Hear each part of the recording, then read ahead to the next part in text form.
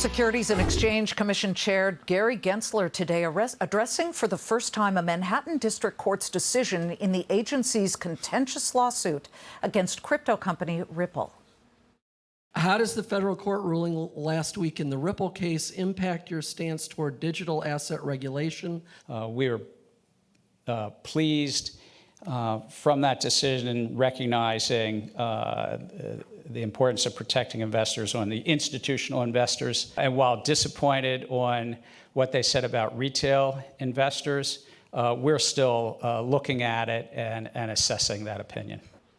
Regardless, the crypto world at large celebrating the judge's ruling that secondary market sales of the token XRP, which is now at 73 cents, are not securities. But the problem may not be over for Ripple. Charlie Gasparino's here. Charlie. We should back up a minute. That's off its highs. I mean, it shot up dramatically. But it was 30 cents a while ago. It was 30. I think it was up. It's up 73% now, but it was up like 90%. I mean, look, there's the pop right there. You see, so now it's kind of settled back down.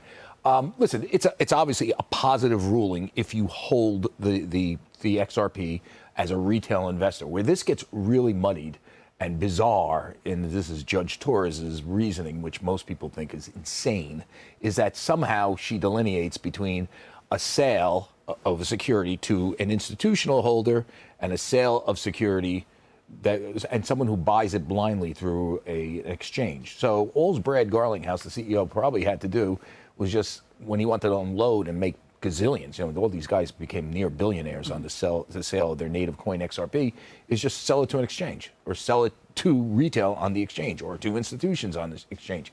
It was a very strange ruling. And if you sort of extrapolated at it, it's like saying that Apple, if I go to Apple and I buy it at the IPO, that's a security.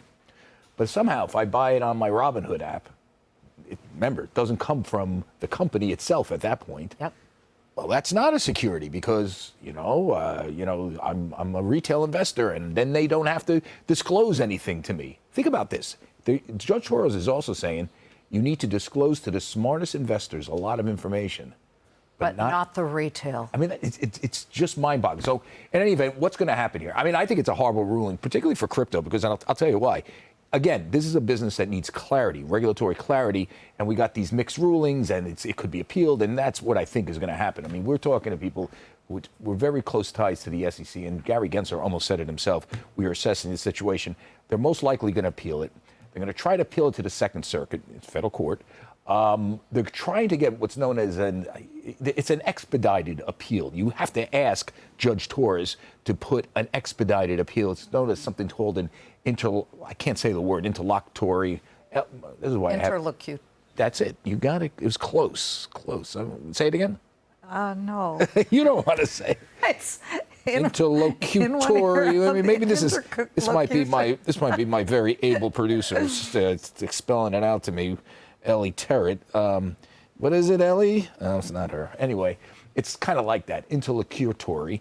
And if Judge Torres grants it, now she's got to grant it, right? Then it goes right to the Second Circuit for appeal. If she doesn't grant it, they'll appeal. This thing is going to take a couple of years. Could take a couple of years because there's another trial. Remember, they've sent it to the courts. Part of this case, if you read it, and I've read it twice, it's involving Garlinghouse and a guy named Larson who's helped create Ripple. There's some negligence factor that they're going to try at court. Okay, so right now what we have is a very muddled ruling, a ruling that nobody seems to think is good, except for some XRP holders. They saw their price double at least, right? Goes from 30 to 70. Although again, it's off its highs, and there's people are starting to parse through this, saying, well, is it really the far-reaching thing, or is there something more? Dumb question. Can the SEC appeal? They are going to appeal. Okay. That's what I'm saying. They can. Okay. Oh, yeah. They're going to appeal to the second. The question is, do they appeal and ask for one of these expedited appeals, so this thing doesn't sit around for 2 years and become the law of the land in some weird way? Remember, they could theoretically, the SEC, sue in another federal court. If they sue, I don't know, another crypto firm, suing the Southern District, sue in the Eastern District. I don't know. I mean, you could sue elsewhere. Maybe that judge has a different opinion, and that's why They need a Court of Appeals verdict, and who knows, maybe this goes to the Supreme Court. And we'll be talking about Ripple for the rest of our lives. Thank you for interlocuting all of that. Yes, I try. Thank you, Charlie.